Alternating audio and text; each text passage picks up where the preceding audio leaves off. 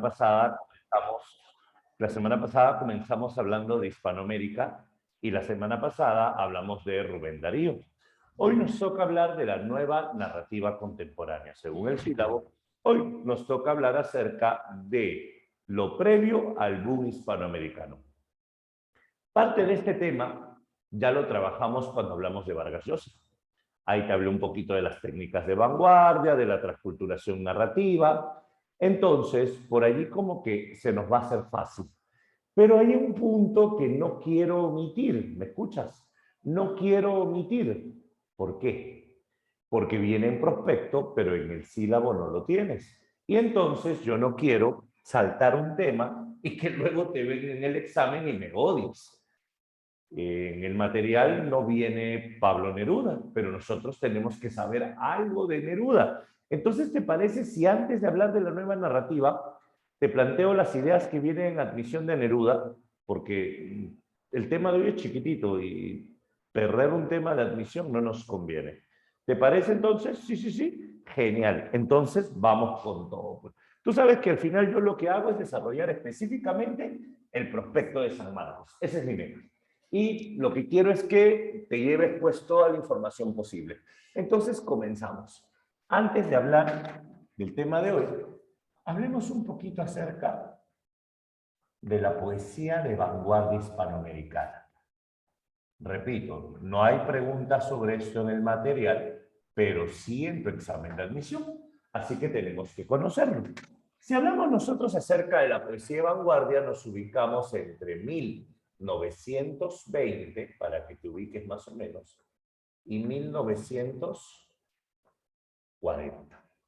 Si hablamos nosotros acerca de la poesía de vanguardia, lo primero que debemos tener es lo siguiente.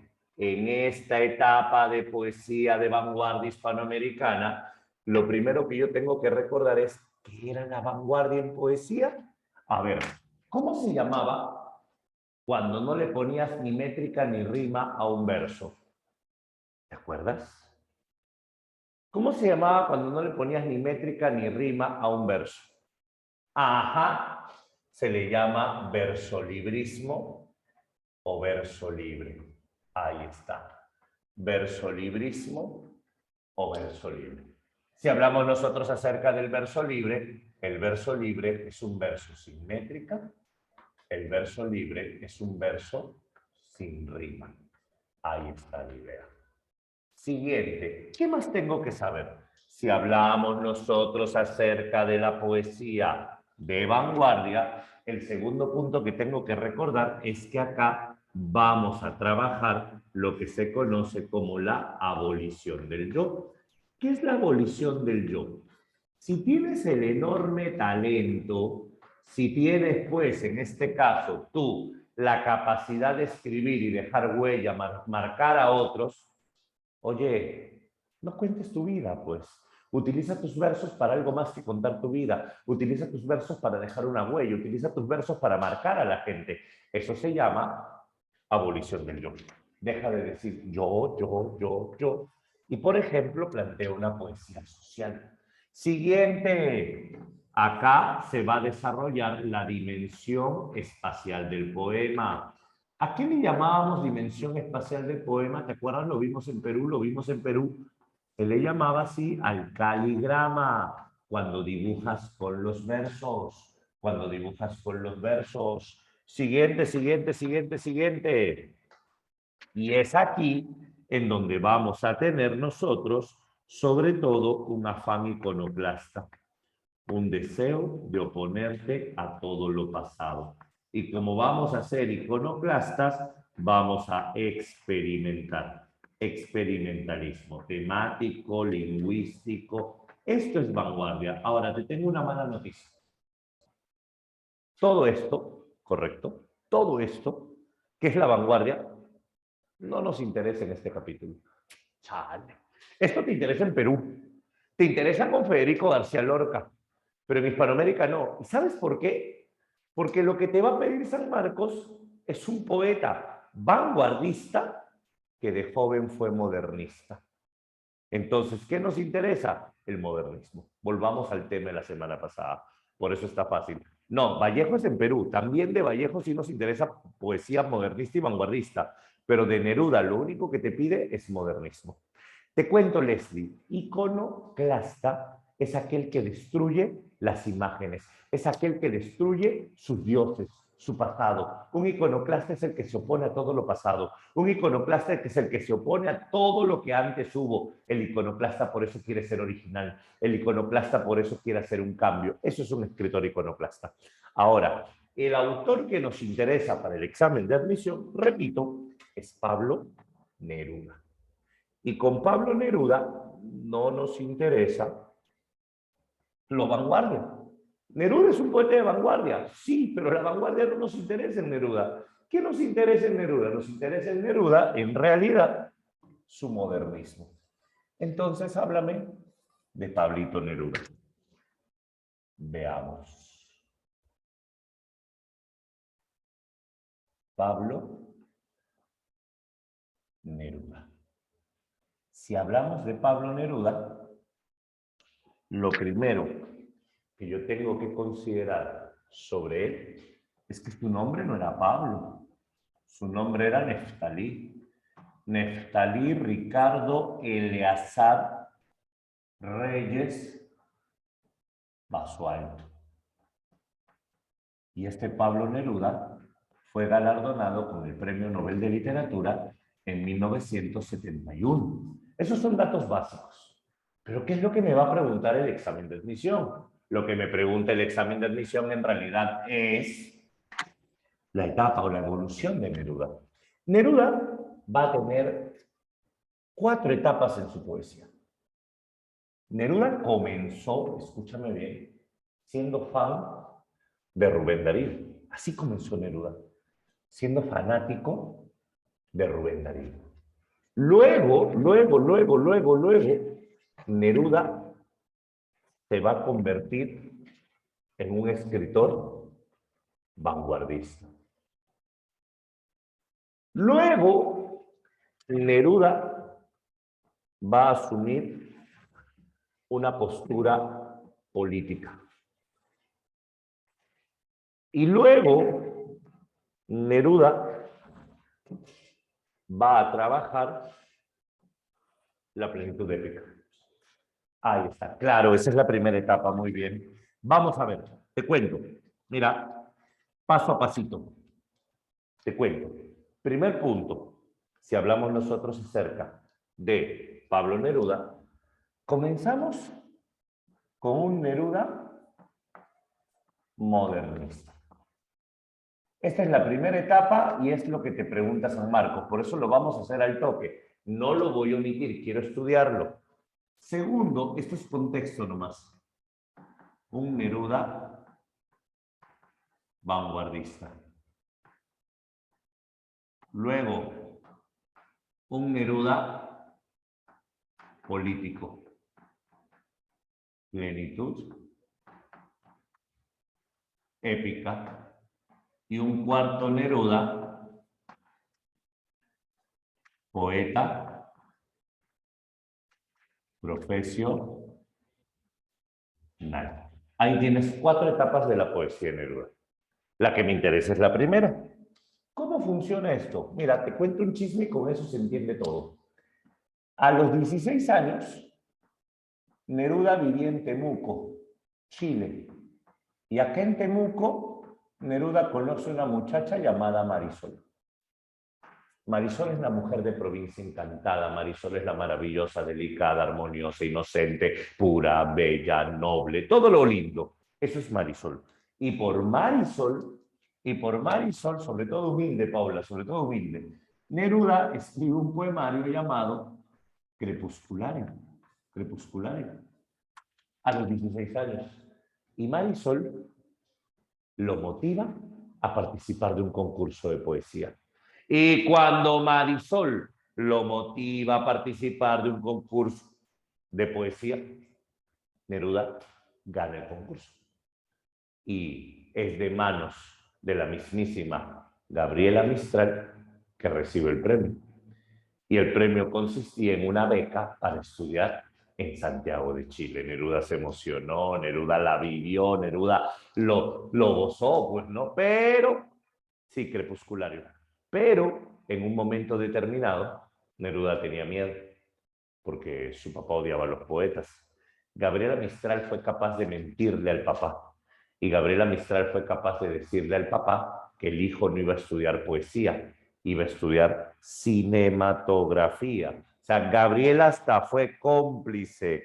Gabriela hasta fue cómplice.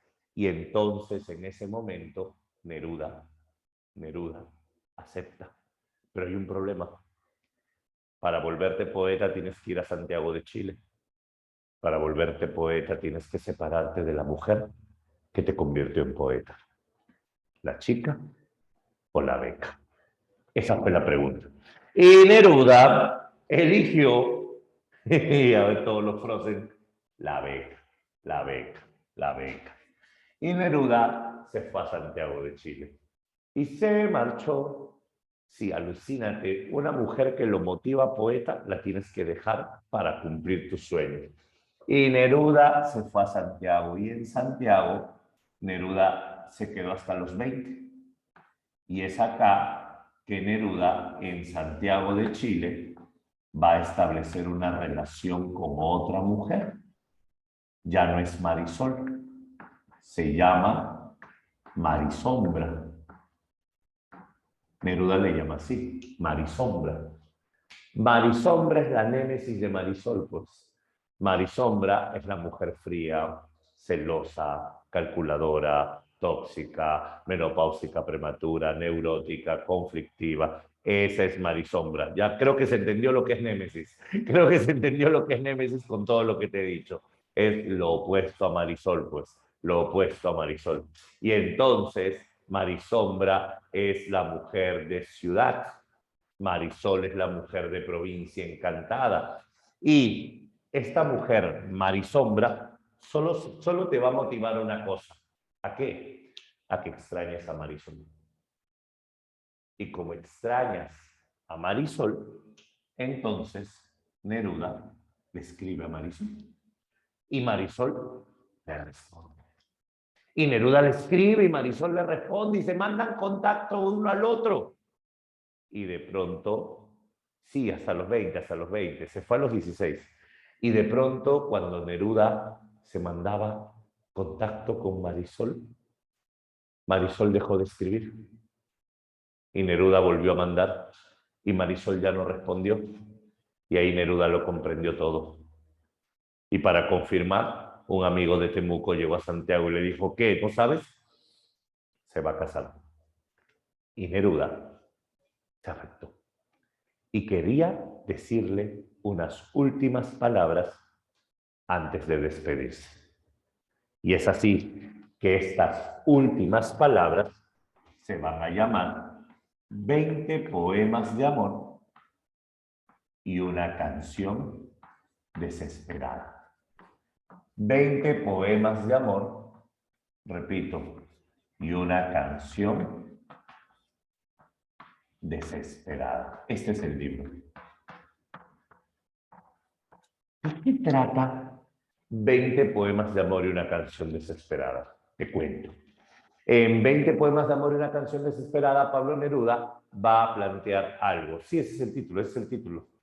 Ahora, escúchame, ¿qué cosa va a plantear Neruda acá? Esto es lo que te pide San Marcos. Primero, tú le escribes, pero no sabes nada de ella. Entonces te genera una profunda melancolía. ¿Y qué cosa provoca esta melancolía? El que ella no está, el que ella se fue, la ausencia de la amada. Este es el primer tema.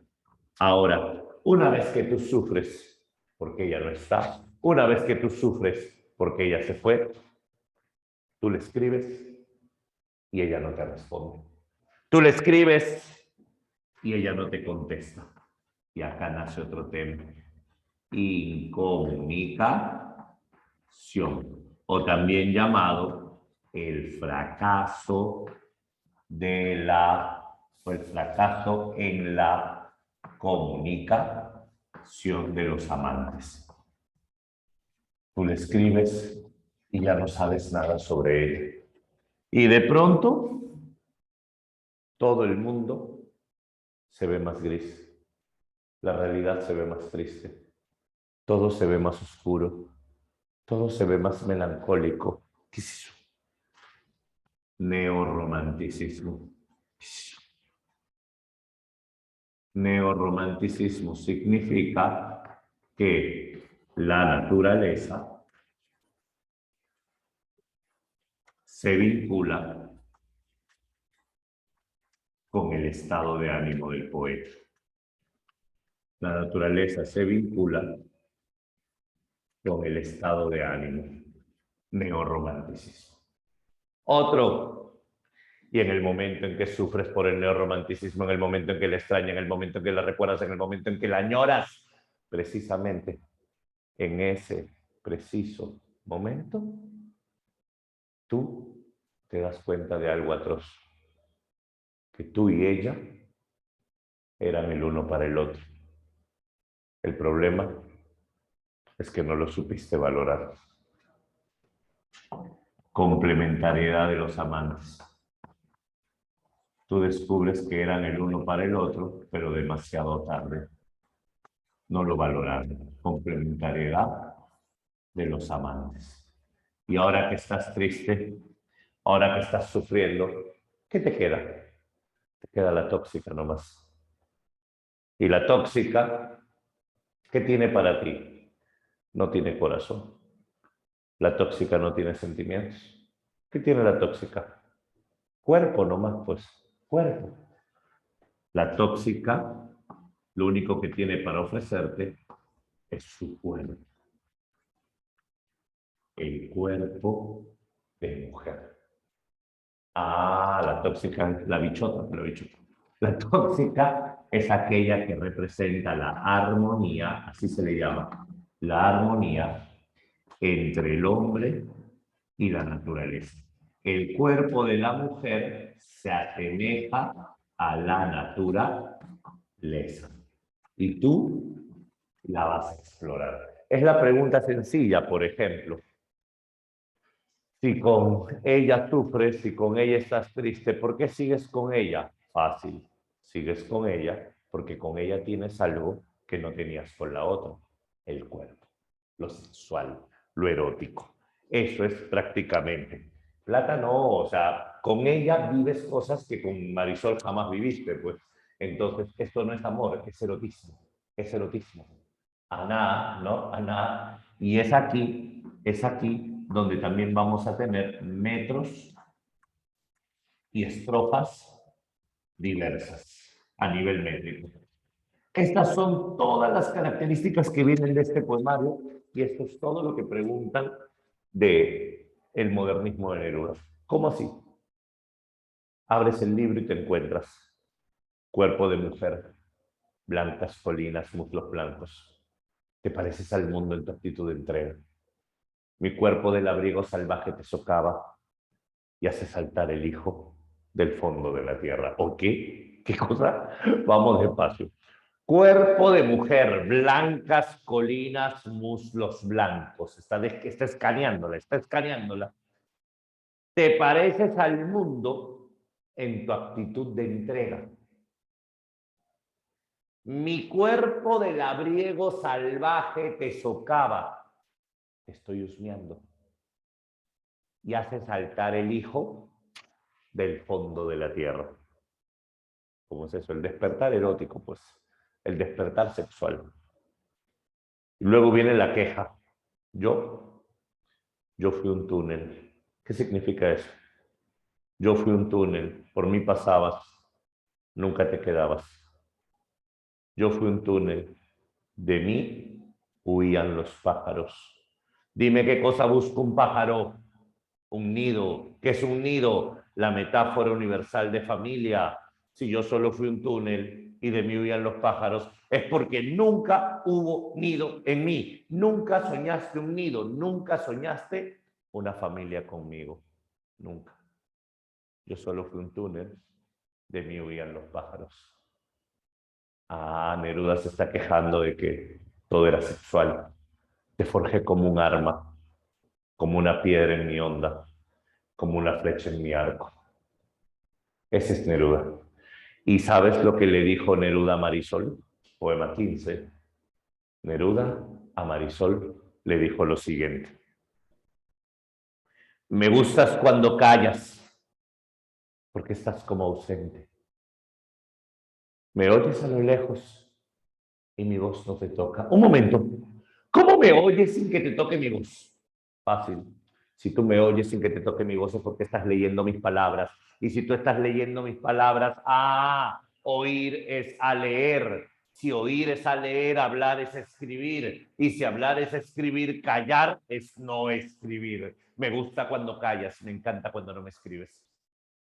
Me gusta cuando callas porque estás como ausente. Me encanta cuando no escribes porque parece que no existes. No, Piero, lo que está diciéndole es: me encanta cuando no sé de ti, porque así es más fácil olvidarte. Cuando ella no te escribe, es más fácil olvidarla. Me encanta cuando no sé de ti, porque es como que no existes. Me oyes a lo lejos y mi voz no te toca. Yo sí estoy escribiéndote cartas, pero parece que no te llegan. Incomunicación, fracaso en la comunicación. Parece que los ojos se te hubieran volado. Obvio, no te fijas en mis palabras porque tus ojos están mirando para otro lado o están mirando para otro lado, ¿cierto? Parece que los ojos se te hubieran volado porque estás mirando a otro lado. ¿Durmiendo? Jamás. ¿Cómo va a estar durmiendo? No tiene nada que ver. Y parece que un beso te cerrara la boca. Oye, si el beso te cierra la boca, ¿qué cosa no puedes hacer con la boca cerrada? Hablar. ¿Qué cosa es hablar? Escribir. Si tú no me escribes, es porque el amor de otro impide que me escribas. Porque un beso de otro impide que te comuniques conmigo. Dicho de otro modo, si tú no me escribes, es porque hay otro de quien estás enamorada y sus besos te cierran la boca. Es la aceptación de la ausencia de la amada. Es la aceptación de que ella está con otro. Ausencia de la amada, melancolía, fracaso en la comunicación, lejanía, distancia. Esos son los temas que plantea San Marcos, pues. Y luego viene: como todas las cosas están llenas de mi alma, emerges de las cosas llena del alma mía. Todo, vinculación, complementariedad de los amantes, complementariedad de los amantes. Como todas las cosas están llenas de mi alma, tú emerges de las cosas llena del alma mía. Mariposa de sueño, te pareces a mi alma y te pareces a la palabra melancolía. Me gustas cuando callas porque estás como distante, lejanía. Estás como quejándote, mariposa en arrullo. Me oyes a lo lejos y mi voz no te alcanza. Déjame que me calle en el silencio tuyo. Es decir, tú te callas, yo me callo. Tú no me escribes, yo no te escribo. ¿Te das cuenta? Pero, macho que se respeta da las últimas palabras. Pero deja que te cuente algo más con tu silencio. Claro como una lámpara, simple como un anillo. Tu silencio es claro como una lámpara, se ve todito. Simple como un anillo, ya me enteré. Eres como la noche, callada y constelada. Tu silencio es de estrella, tan claro y sencillo. Es decir, tú eres como la noche, todito se ve. Tu silencio es de estrella, todito se sabe. Se escucha, se ve. Yo sé lo que está pasando, aunque tu silencio quiero ocultarlo. Eres transparente, te estoy leyendo, le está diciendo. Me gustas cuando callas, porque estás como ausente, distante y doloroso, como si hubieras muerto. Entonces un gesto, una sonrisa basta y estoy alegre, alegre de que no sea cierto. ¿Qué está diciendo? Me encanta saber que estás bien, con otro, pero bien. Eso es lo que está haciendo. No es tanto que le guste el rechazo, sino es algo así como cuando te enteras de que al menos le va bien, pues, ¿no? Eres feliz con otro, pero feliz. La aceptación de la ausencia de la amada se fue para siempre. Ahí está. Luego viene el poema 20. Puedo escribir los versos más tristes esta noche. Escribir, por ejemplo, la noche está estrellada y tiritan azules los astros a lo lejos. Esa es la melancolía acá. ¿Sabes lo curioso? Neruda se fue para España. Neruda no se quedó ni con Marisol ni con Marisombra. Neruda se fue a España y Neruda en Madrid se casa con María Hanegger, su primera esposa. Primera, sí, primera. Con la que tiene una hija, su única hija, Malva Marina. La hija nace con hidrocefalia, al poco tiempo, bueno, poco tiempo, 9 años, la hija muere. La enfermedad de la hija desgasta todo esto. Neruda se va a un ciclo de conferencias y recitales. Y cuando Neruda estaba fuera de España, su hija muere y Neruda regresa. Y la esposa, obviamente, ya le tenía también un pedido de divorcio. Neruda pierde una hija y pierde una esposa en el mismo mes. Neruda, triste, decide viajar a América y cuando llega a Chile se entera que su padre también había muerto. Una hija, una esposa, un padre. Y tú diciendo, puedes escribir los versos más tristes esta noche. No friegues, estos no son tristes. Esto es triste. ¿Te das cuenta? Neruda descubre que el dolor era más grande de lo que él creía. Y él ahogándose en un vaso con agua. Y es acá que este Neruda lo invitaban a recitar poemas. Ese era el problema. Neruda iba y lo invitaban a leer Me gusta cuando callas. Y le dolía leer esas cosas, le dolía. Es como que tu yo presente le da vergüenza a tu yo del pasado, pues. Obvio, te da vergüenza, ¿no? Y es como que tú veas a tu yo del pasado, tu versión emo, ese que escuchaba Kudai, ¿no? Imagínate, ¿no? Algo así. Y entonces Neruda ve su versión del pasado y como que le da palta. Y dice, ¿puedo leerles un poema nuevo? Por favor, lee. Y Neruda leyó. Sucede que me canso de ser hombre, de entrar en los cines y las sastrerías. El olor de las peluquerías me hace llorar a gritos. Sucede que me canso de mi cuerpo, de mi piel y de mis uñas. Me canso de ser un cisne de fieltro en un mar marchito y de ceniza. Me canso de ver establecimientos y jardines y solo quiero un descanso de piedras o de lana. Quiero correr desnudo, tiritando de frío con mi cuchillo verde, asustar a un contador con un lirio cortado o matar a una monja con un golpe de oreja. Exacto lo que dices, Piero, muy inteligente tu comentario. Sé hombre, cállate, sé hombre, no te quejes, sé hombre, aguanta. Pues ya me cansé de ser hombre, pues ya me cansé de ser fuerte, ya me cansé de sentirme fuerte. ¿Te das cuenta? Ahora ya me cansé de todo esto. Solo quiero descansar.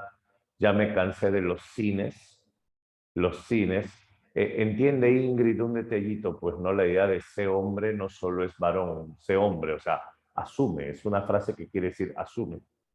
Y entonces ahí es donde dice, ya me cansé de todo, de ser un mártir, claro, un mártir. Y es en ese momento en donde Neruda dice, ya me cansé de los cines, en los cines recitaba los poemas, imagínate, le llegaba altamente tener que ir a recitar, y las sastrerías. Lo que pasa es que Neruda era un dandy, modernista, elegante. Neruda dejó de ser elegante. Neruda comenzó a usar una boina, comenzó a usar una chompa simple. Neruda asumió por un momento el look de náufrago. Tú sabes que el hombre cuando está melancólico asume el look de náufrago, se deja la barba, se deja el cabello, ¿no? Esa es la etapa en la que Neruda está viviendo. Y entonces ya me cansé de los cines y las estrellas, el olor de las peluquerías me hace llorar a gritos. O sea, no quiero ver mi imagen, no quiero preocuparme por ella. Solo quiero descansar, correr. Eso es lo que está haciendo. No tanto barbón, pero sí se cambia la imagen. Ya no era pues el Neruda dandy, no era el Neruda que vivía con smoking. Cambió completamente, ¿cierto? Cambió completamente. Ahora, Neruda es latinoamericano también, oye, ya. Ahora, un detalle, escúchame, es acá que Neruda escribe Residencia en la Tierra, segunda etapa. Y Neruda, aquí está el poema que te acabo de mencionar, Walking Around. El poema que acabo de mencionar se llama Walking Around, dentro del libro Residencia en la Tierra. ¿Listo? Luego, Neruda se casó por segunda vez. En medio de esa tristeza se consiguió una esposa un poquito mayor que él, Delia del Carril. Pero un poquito nomás. Neruda tenía 30 años cuando se casó por segunda vez. Y su esposa, 60, el doble, nada más que el doble, 60 años. Y Neruda se casó con Delia del Carril un poquitín. Lo que pasa es que entiéndelo, Neruda se sentía triste, buscaba más una madre que una esposa, buscaba más a alguien que lo calme, alguien que lo cuide, alguien que vea por él. Y Neruda se sintió tan cómodo que se casó con él. Y Neruda descubrió que había una locura. Las locuras te alegraban la vida. Las locuras te alegraban en alma. ¿Sabes cuál fue? Que dice, Alan tan feo era que no... ¿Qué hablas, sabes? Ya, vamos. Ahora, y Neruda, escúchame bien, Neruda en un momento determinado simplemente descubrió que una forma de alegrarte la vida es hacer locuras, hacer tonterías. Y entonces Neruda comenzó a hacer locuras, comenzó a hacer tonterías. Y una gran tontería que lo alegró fue querer cambiar el mundo. Y Neruda se metió en política. Neruda fue elegido diputado chileno.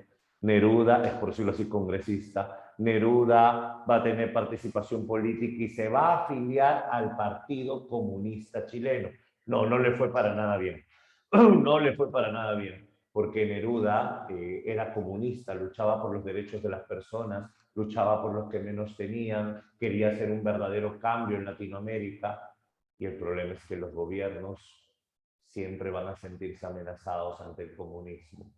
Y es allí que Neruda se va a convertir en un perseguido político. Neruda va a huir de Chile. Se separa de Delia del Carril. Y cuando Neruda se separa de Delia del Carril, escribe acá Canto General. Él quería hacer un poemario a Chile, pero cuando fue conociendo América Latina, descubrió que toda América Latina tenía los problemas que tenía Chile. Entonces describió América en verso. Por ejemplo, toda una parte de este poemario está dedicada al Perú. Se llama Alturas de Machu Picchu. Eso es en la etapa de plenitud épica. Y es allí exacto lo que dices, muy lindo lo que dices. Felizmente lo dices en privado para que no te caiga arena. Bueno, es ahí donde Neruda, escúchame bien, si se quedaran con la duda, ya, es ahí donde dura, ok, Piero, si tú lo dices, vamos, es aquí donde Neruda prácticamente va a querer escapar. Y entonces Neruda va a irse a Europa. Y en Europa se casó por tercera vez. Su última esposa se llamó Matilde Urrutia, un poquito menor que él, poquito nomás, 16 nada más. Y Neruda, cuando se casó con Matilde Urrutia, ella, sí, Neruda pasó por Perú, conoció Machu Picchu, se fue a México, y de México se fue a Europa, y Neruda se fue a Europa. Y en Europa se quedó hasta que un amigo suyo asuma la presidencia.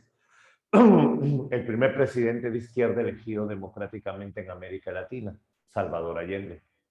Y cuando Salvador Allende asume la presidencia, se permite el retorno de Pablo Neruda y Neruda va a volver. gana el premio Nobel en el 71 y es acá que escribe las Odas Elementales, por ejemplo.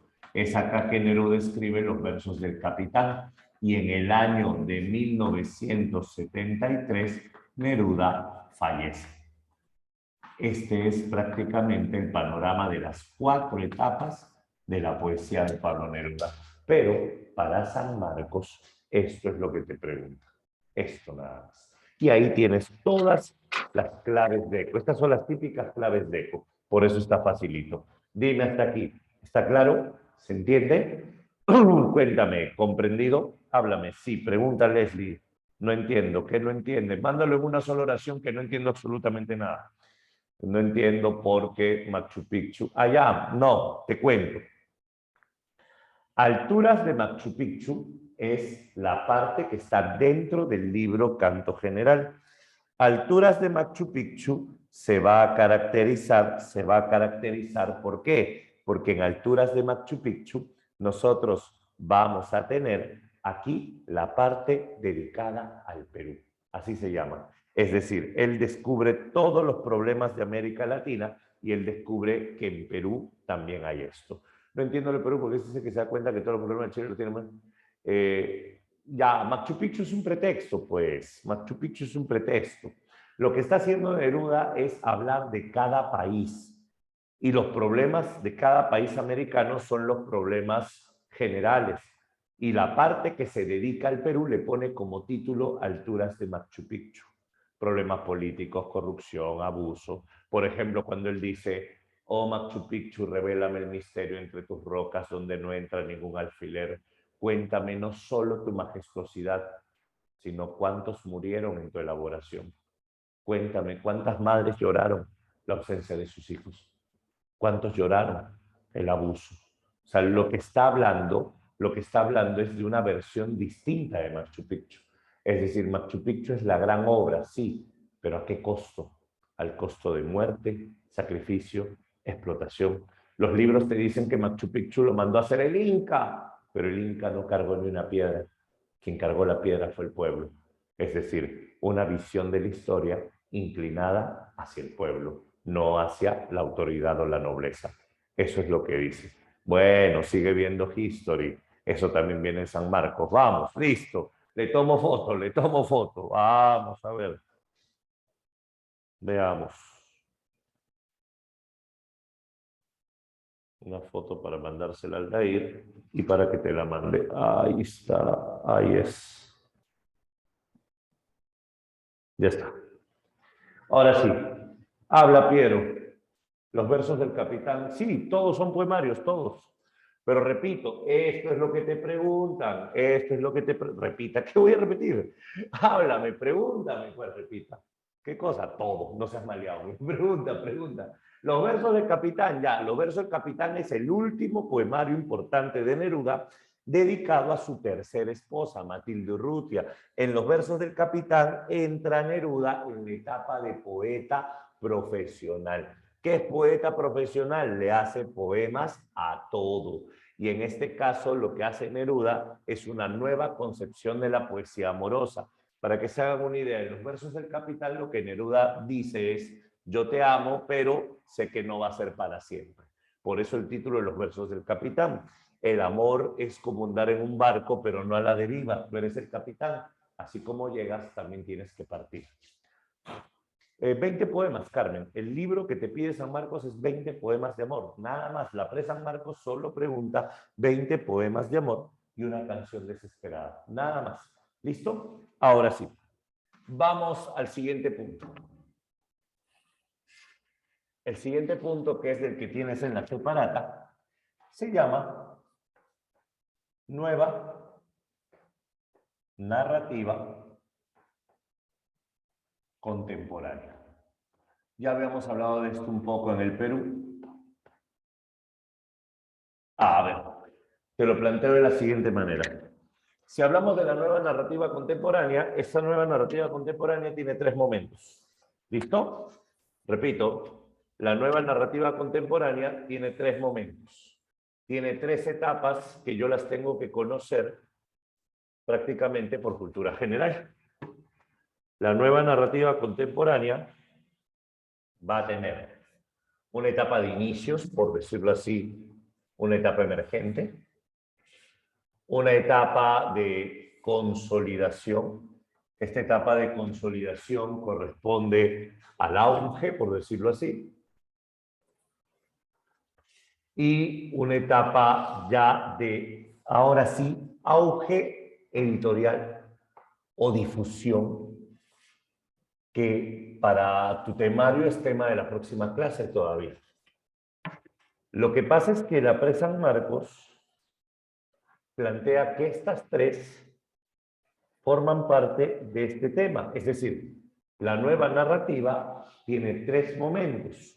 Antes, y otras universidades dicen que no, que este tercer momento es un tema aparte. En el material que tienes, este tercer momento lo ven como un tema aparte, pero en realidad para San Marcos esto también está en este capítulo.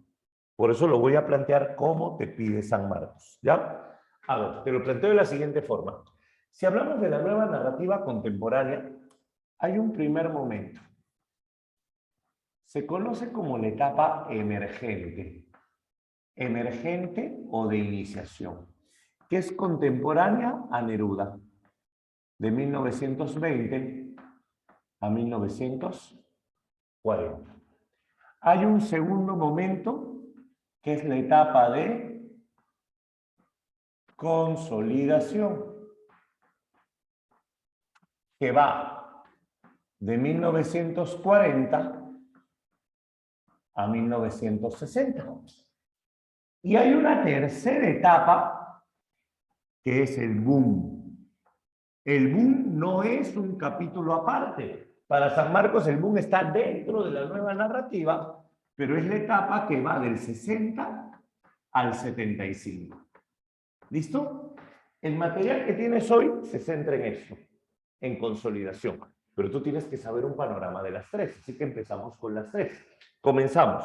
Si hablamos nosotros acerca de la etapa emergente, ¿qué debemos saber de la etapa emergente? Para empezar, esta etapa emergente es una etapa de iniciación en donde la literatura hispanoamericana va a tener una enorme influencia de una corriente literaria llamada regionalismo. La etapa emergente se caracteriza por la influencia regionalista.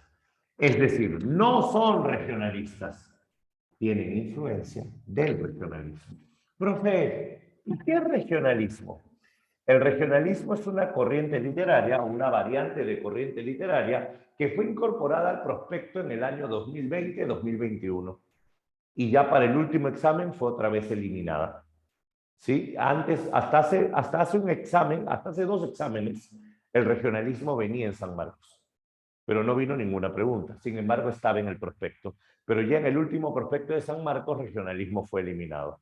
Regionalismo lo incorporaron cuando te pedían que analices a Ciro Alegría o a Arguedas, porque tenías que saber de regionalismo para entender sus textos. Y luego ya lo sacaron porque el prospecto volvió, entre comillas, a la normalidad.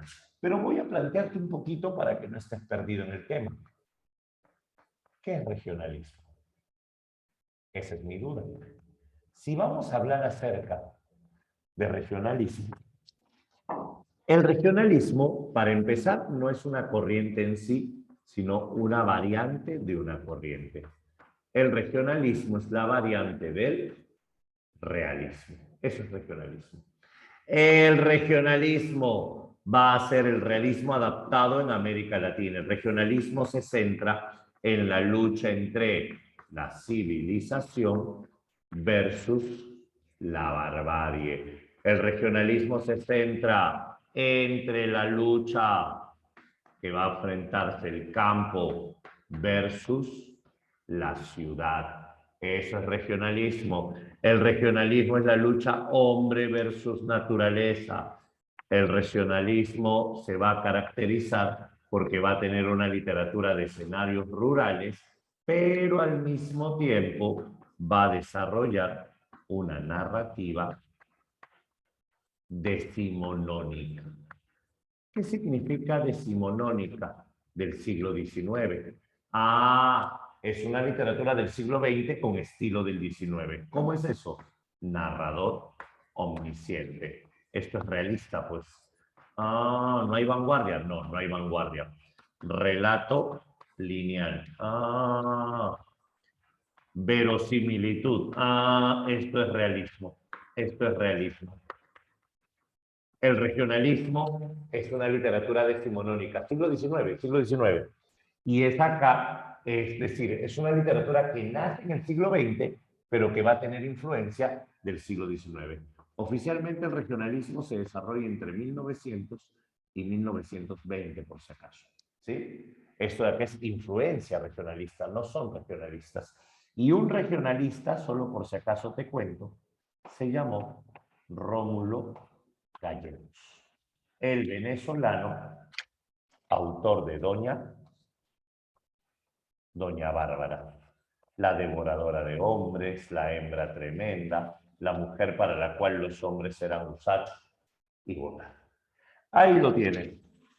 Estos son los temas vinculados con el regionalismo. Entonces, planteamos la primera etapa, la etapa emergente, que va entre 1920 y 1940, es una etapa de influencia regionalista. ¿Quién sigue viva? Una etapa de influencia regionalista.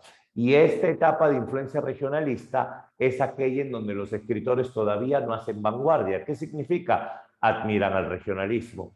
El regionalismo que había ocurrido un par de décadas atrás es la lucha de la civilización con la barbarie, el campo con la ciudad, el hombre con la naturaleza. Es una literatura llena de escenarios rurales en donde vamos a tener técnicas decimonónicas, sí, y es acá donde el narrador es omnisciente, relatos lineales, verosimilitud. Vamos a tener un contraste entre el habla del narrador y el habla de los personajes, y es acá donde aparece Doña Bárbara de Rómulo Gallegos. Doña Bárbara es una novela. Verosimilitud es hacer una literatura real, una literatura que imite la realidad, realista, pues. Verosimilitud es representar los conflictos sociales, representar la diferencia de clases y hasta representar el habla de los personajes. El habla de los personajes. A eso se le llama verosimilitud. ¿Listo? Ya tenemos la primera etapa. ¿Cuál es la que nos interesa para el examen? La segunda. Si hablamos de la segunda etapa, lo primero que vamos a tener aquí es, se deja de lado, así, se deja de lado el regionalismo. En esta segunda etapa no vamos a tener influencia del regionalismo. No hay técnicas decimonónicas, no hay técnicas regionalistas. Que dice, yo sé que eso no tiene nada que ver, ya, a ver, creo que sí, no tiene nada que ver. No, no tiene nada que ver. Sí, la generación del 50 y Ribeiro no tiene nada que ver. ¿Sabes con qué se relaciona el regionalismo? Con Ciro Alegría. ¿Te acuerdas del mundo de Sancho y Ajeno? Lo estudiamos. Cuando hablamos del mundo de Sancho y Ajeno, ahí vimos regionalismo. Esa era la influencia regionalista que teníamos que ver. ¿Listo? Ahora sí. Entonces, en la etapa de consolidación, dejas atrás regionalismo. No, Silvana. En Ribeiro no hay una lucha civilización-barbarie. Lo que hay es una lucha civilización-civilización. Lo que hay en Ribeiro es una lucha ciudad oficial versus ciudad marginal. Ribeiro ya tiene influencia vanguardista. Ribeiro es neorealista, no es regionalista. ¿Listo? No, no es regionalismo, Leslie. No, no, no. El regionalismo quedó atrás. Ya. Ahora, escúchame. Si hablamos nosotros acerca de la consolidación, con la consolidación dejas el regionalismo. ¿Qué aparece con la consolidación? Vamos, esto yo lo he explicado cuando hablamos de Vargas Llosa. La transculturación narrativa. ¿Sabes qué es eso? ¿Sabes lo que es la transculturación narrativa o no? ¿Lo recuerdas? Dímelo, dímelo, lo hemos estudiado. En la clase de Vargas Llosa hablamos de boom y hablamos de transculturación. Claro, lo real maravilloso, realismo mágico, relato fantástico. Eso está acá. Y acá tenemos la presencia de técnicas de vanguardia. Así se llaman, técnicas de vanguardia. Acá vamos a tener enorme cantidad de técnicas de vanguardia. Mágico, mítico, religioso, no, eso es Arguedas, eso es Arguedas.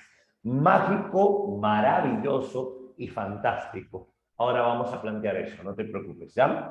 Ahora, acá dos autores que piden el examen de admisión. un cubano y un argentino. Acá vamos a tener primero a Alejo Carpentier. Claro, Alejo Carpentier. Alejo Carpentier es el teorizador de lo real maravilloso. Alejo Carpentier es el autor de El reino de este mundo, así se llama, El reino de este mundo, que es precisamente una novela donde aparece lo afroamericano, aparece la idea de la mitología africana, la magia vudú. Julio Cortázar no está acá, Julio Cortázar no está acá. Acá lo que tenemos es a Jorge Luis Borges. Y con Borges tenemos el cuento breve, tenemos el cuento filosófico. Es con Borges que tenemos ficciones y el Aleph. ¿Listo? Esto es en cuanto a etapa de consolidación. Ahora, pero San Marcos te dice que recuerdes que son 3 momentos, no 2. El tercer momento se denomina boom hispanoamericano. ¿Qué es el boom? Lo hemos explicado hace unas semanas cuando hablamos de Vargas Llosa. Si hablamos nosotros del boom, dijimos que el boom era el mayor éxito editorial en la literatura hispanoamericana. Dijimos que el boom hispanoamericano es aquel en donde nace la novela total, una novela reflejo de la realidad americana, una novela que tiene técnicas de vanguardia, ¿cierto? Claro, hablar de lo americano, pero acá en el boom teníamos 4 autores en realidad, y cada uno de ellos tenía una técnica muy peculiar. Por ejemplo, si hablamos nosotros acerca del boom hispanoamericano, vamos a tener el escritor colombiano que es el más representativo, vamos a tener también un escritor argentino por acá, vamos a tener un escritor mexicano y también a un peruano, que es el primer autor del boom. Si planteamos este panorama, vamos a tener claro, en Colombia, Gabriel García Márquez, el realismo mágico. Con Gabriel García Márquez, premio Nobel en 1982, tenemos 100 años de soledad, que ya imagino es el tema de la próxima semana, ya que en el material no lo consideran hoy. 100 años de soledad. Tenemos, por ejemplo, en Argentina, a Julio Cortázar, el creador de la antinovela, y con Julio Cortázar tenemos nosotros Rayuela, la antinovela. Tenemos en México, por ejemplo, a Carlos Fuentes, El manejo del tiempo y la idea de la Revolución Mexicana, Aura o La muerte de Artemio Cruz, algunas de sus novelas. Y en Perú, el primer autor del boom se va a llamar Mario Vargas Llosa. Y con Mario Vargas Llosa, la primera novela del boom se denomina La ciudad y los perros. Ahí lo tenemos. Todo esto es boom hispanoamericano. Si hablamos nosotros acerca del boom hispanoamericano, tenemos emergente, tenemos consolidación y tenemos boom. ¿Listo? Si hablamos nosotros acerca de la literatura del boom hispanoamericano, esto va a ser tema ya de la próxima clase. Hoy nos centramos en la etapa de consolidación. Ahora, si hablamos de consolidación, 2 cosas. Primero, transculturación narrativa. Voy a recordar brevemente algo que ya sabes. ¿Listo? Transculturación narrativa. No te olvides, por favor, no te olvides que cada clase que pasamos tienes que ir repasándola. ¿Sí? Vamos, se supone que hay conceptos que ya hemos visto, deben ser sencillos. A ver, vamos a plantearlo para ver qué tanto te acuerdas. Por ejemplo, si hablamos de la transculturación narrativa, nosotros teníamos 3 conceptos. Estos 3 conceptos ya los hemos explicado y yo recuerdo muy bien que ya me hiciste hasta un montón de preguntas para aclarar tus dudas. Por ejemplo, lo real maravilloso, que a veces en algunos libros lo pintan como sinónimo de realismo mágico, cuando no son lo mismo. Asturias o, por ejemplo, Carpentier es maravilloso. En cambio, García Márquez o Rulfo son mágicos. Y relato fantástico, otros le llaman realismo fantástico. Esto es Borges. Esto es Borges. Vamos a ver. Recordemos rápidamente. Lo maravilloso se relaciona con ¿qué? A la realidad le vamos a incorporar los mitos americanos, las leyendas. A la realidad le vamos a incorporar la historia, le vamos a incorporar el pasado. Lo maravilloso por eso tiene que ver más con lo académico. Por ejemplo, cuando Carpentier hace lo real maravilloso, Carpentier te coloca fechas y datos precisos. Lo que pasa es que la realidad americana es tan sorprendente que termina por superar a la misma ficción. Dijimos que las historias de los pueblos tienen que ver con lo real maravilloso. Las dictaduras tienen que ver con lo real maravilloso. Por ejemplo, cómo el mito de Incarri influye a nivel político en el Perú. Ese ejemplo te lo puse en la clase de Vargas Llosa, cuando hablamos de Incarri como el Mesías que ha de volver, Incarri como el Inca que está reconstruyéndose, y cuando este Inca salga va a venir a hacer justicia, va a venir a voltear la tierra. Y entonces, en el mundo andino todavía existe un mesianismo potente. Dijimos que en el año 2000-2001 el Perú veía a Alejandro Toledo como un Incarri. ¿Lo creyeron? Claro que sí. Y el hombre usó esa imagen. El hombre portaba una mascaipacha, tenía como símbolo una chacana, no es casualidad. Dijimos que, por ejemplo, en el año 2006 y en el 2011, Ollanta Humala se presentaba como un Incarri, incluso sucesor de Juan Velasco Alvarado, y también el pueblo lo creía. Dijimos que en el año 2016 Gregorio Santos era el nuevo Incarri, y Gregorio Santos, a pesar de estar preso, casi supera la valla presidencial, 4,8%. Casi Gregorio Santos, estando en la cárcel, supera la valla presidencial. Y nos vamos al año 2021, ¿cierto? Y nos vamos a un Pedro Castillo con una promesa que es la de Incarri, que el rico se haga pobre y que el pobre se haga rico. Eso también es Incarri. El pueblo quiere un Incarri. Ahora, el pueblo lo sigue buscando, no lo encuentra. ¿Qué significa? Significa que en las próximas elecciones el Incarri tiene que ser más rebelde todavía. ¿Te das cuenta? Y el pueblo sigue esperando a su Incarri, el que venga a voltear la tierra. Eso es lo que va a pasar. Yo te aseguro que el próximo va a ser mucho más radical que el anterior. Eso es una ley, ¿cierto? Porque es lo que va avanzando poco a poco cada 5 años. Ahora, eso es maravilloso, como un mito influencia en la realidad, como un mito marca la realidad. Eso es real maravilloso. Si hablamos nosotros, obvio que sí, todo Mesías es utópico, la vuelta de Jesucristo también es utópica y hay gente que cree en ello, ¿cierto o no? Ahí está. Si hablamos de realismo mágico, el realismo mágico, ¿qué cosa es? Acá ya no es tan histórico, no es tan académico. Acá lo que vamos a ver es algo más popular, creencias, supersticiones, acá tenemos ritos. Acá es no te metas con tu prima porque te sale un niño con cola de cerdo. Claro, la costumbre. Acá es no dejes zapatos sobre la mesa porque se muere el dueño, no pongas dinero sobre la cama porque se va, come lentejas los lunes para que haya abundancia, coloca una rama de ruda para que tengas dinero, siéntate en una esquina y no te casas, el gato se lava la cara, va a venir visita, tienes hipo, ponte un papel en la frente y se te pasa el hipo, ponle algo rojo al bebé para que no te lo queden. Eso es realismo mágico, ¿cierto? Eso es realismo mágico. Sí, Paula, pero Incarri es un mito, una historia que viene del pasado, o sea, tiene que ver con el pasado, con la historia. En cambio, el rito de acá es algo actual, algo presente.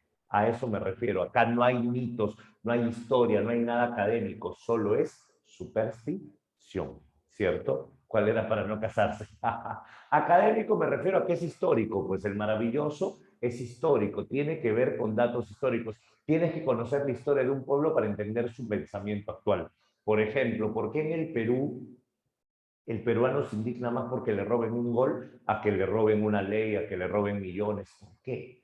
Eso tiene que ver con su historia, traumas históricos. Eso es maravilloso, ¿te das cuenta? El peruano llora más pues, por una situación deportiva, por un mundial de fútbol, que por situaciones reales que pasan en la calle. Eso es maravilloso, eso es maravilloso. Por ahí va la idea. Ahora, ¿y qué es lo fantástico? Lo fantástico es lo cosmopolita. Lo fantástico es lo ajeno a la realidad. Lo fantástico tiene que ver con lo clásico, Grecia, Roma. Lo fantástico tiene que ver con Europa. Lo fantástico tiene que ver con Asia. En el Perú son alucinantes, te creen de todo. En el Chupacabras, la Llorona, el Jarjacha, el Muqui, el Tunche, pero en la Gorgona, hoy no seas alucinado, pues la Gorgona no existe. O el Centauro no existe, el Minotauro no existe. Obvio, los mitos ajenos a América, esos no existen. ¿Sí? Ahí está la diferencia. Esto es transculturación narrativa. ¿Qué es esto? Todo esto se llama surrealismo. ¿Y en qué consiste? En mostrar la realidad de manera más compleja. Es la realidad compleja. Y acá tenemos el otro punto. ¿Cuál es el otro punto que tengo que conocer? Acá vamos a tener los aportes narrativos de vanguardia. ¿Cuáles son estos aportes narrativos de vanguardia? Las técnicas de vanguardia. ¿Cuál es el propósito de las técnicas de vanguardia? Conseguir un lector activo. ¿Qué cosa es un lector activo? Un lector activo es aquel lector que se encargue de la reconstrucción del sentido de un texto. Eso es un lector activo, es el que se encarga de la reconstrucción del sentido de un texto. Que dice, el jarjacho existe por un trauma de eso, no es... Bueno, lo mágico, definición de mágico es algo que es real para unos y para otros no. Eso es lo mágico. En muchos pueblos te van a decir que el jarjacha existe, el pistaco existe, el tunche existe, por algo es mágico, porque para ellos es real, simple y sencillo. Ya está. Vamos, descuida, con que no te metas con la prima no pasa nada. Vamos. Y si te encuentras con un jarjacha, lleva contigo un espejo que le tienen miedo a los espejos. No te preocupes, con eso te defiendes. Y siempre di lisuras, muchas lisuras, eso los asusta. Vamos, ahora sí, si hablamos nosotros acerca de los aportes narrativos, con los aportes narrativos tenemos algunos puntos. Primero, narradores, multiplicidad de voces. ¿Qué significa esto? La presencia de varios narradores. ¿Te acuerdas? ¿Cómo se llamaba cuando había un narrador sin sentimientos? Un narrador que solo describía lo que pasaba.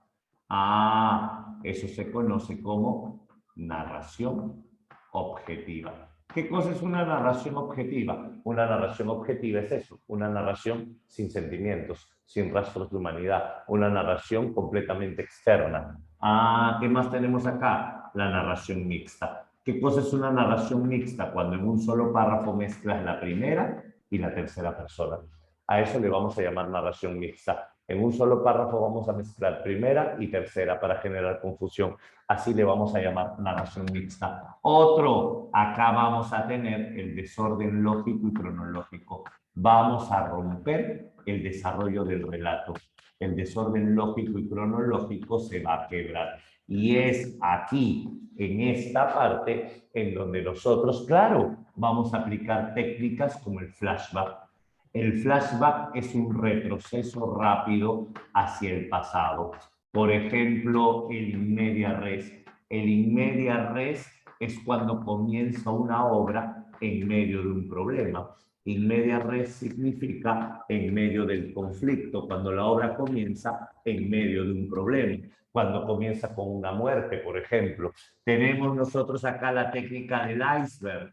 El iceberg San Marcos le llama el dato escondido. El dato escondido es cuando omites información y luego la revelas o nunca la revelas, también puede ser. Esa es la técnica del iceberg. Nosotros tenemos por acá, por ejemplo, la alternancia. ¿A qué le llamamos alternancia? A la presencia de historias paralelas. Contarte varias historias al mismo tiempo, como lo hace Mario Vargas Llosa. Cada capítulo una historia. Sí, también, ojo, estas técnicas no nacen en el boom. Vargas Llosa las usa en el boom, pero estas técnicas nacen acá. Acá nace todo lo que son las técnicas de vanguardia en América Latina. El boom las hace famosas. Por eso es que decimos que esto es una continuación nada más. Ahora, es acá donde vamos a tener también el monólogo interior. Si te acuerdas, el monólogo interior es el libre fluir de la conciencia. En la nueva narrativa predominan las técnicas de vanguardia. Libre fluir de la conciencia. Ahí lo tienes. Estos son los aportes narrativos. Claro, las vimos cuando hablamos de Vargas Llosa, lo estoy diciendo hace rato, claro que sí. Cuando hablamos de Vargas Llosa tuve que explicar esto. Lo que pasa es que el sílabo está al revés. El sílabo primero te pide Perú y luego Hispanoamérica, cuando tenía que ser primero Hispanoamérica y luego Perú. Por eso es que tuve que explicar Hispanoamérica cuando hablamos de Perú, para que no te confundas. ¿Te das cuenta? Por eso cuando hablamos de Vargas Llosa yo ya te hablé de esto. Cuando hablamos de Vargas Llosa ya te hablé de esto y de esto, porque era para entenderlo. Y ahora estamos hablando de estos autores. Lo que voy a hacer en este momento es borrar esto y explicar Carpentier y Borges, que son los dos autores que te pide el material. Y con eso tienes toda la separata resuelta. ¿Listo? ¿Estamos bien hasta acá? Perfecto. ¿Sencillo? Sí. Genial. Vamos a tomarle una foto entonces y pasamos al último punto, los autores. ¿Te tomas pantallazo al leído? Ya, te paso la foto anterior más bien. Sí, ya está la segunda pizarra. A ver. A ver.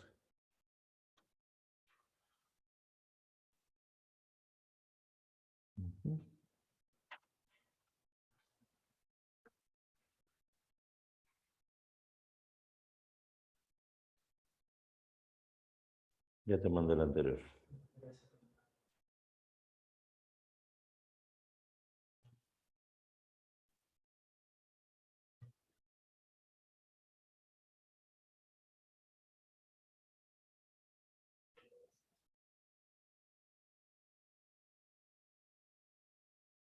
¿Está? ¿Se puede borrar o no?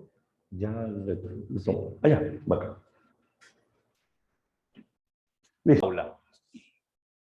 En la nueva narrativa nacen las técnicas, esas técnicas que ya conocemos, y no es que el boom las usa, también las usa, pero el boom las hace conocidas. Es decir, los autores de la nueva narrativa son vanguardistas, los de consolidación, y los del boom hacen que esta técnica de vanguardia se conozca en el mundo. Es que los del boom son los más conocidos. ¿Listo? Ya está. Vamos, último punto. Primero, literatura cubana. Si hablamos de literatura cubana, aquí vamos a tener varios autores. Sobre todo tiene algo especial la literatura cubana, lo afroamericano.